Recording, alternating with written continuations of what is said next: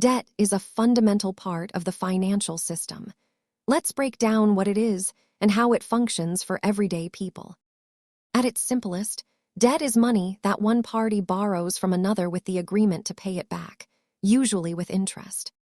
When you take on debt, you aren't just paying back the original amount. You are paying for the privilege of using someone else's money. Not all debt is the same.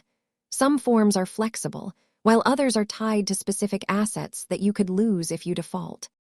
People often categorize debt based on whether it helps build long-term wealth or if it simply makes day-to-day life more expensive. The interest rate drastically changes the cost of your debt. High-interest debt can compound quickly, making it much harder to pay off. Keep this in mind. Debt is always a commitment of your future income. Always ensure you can manage the payments before you borrow. Thanks for watching. Understanding debt is the first step toward better money management.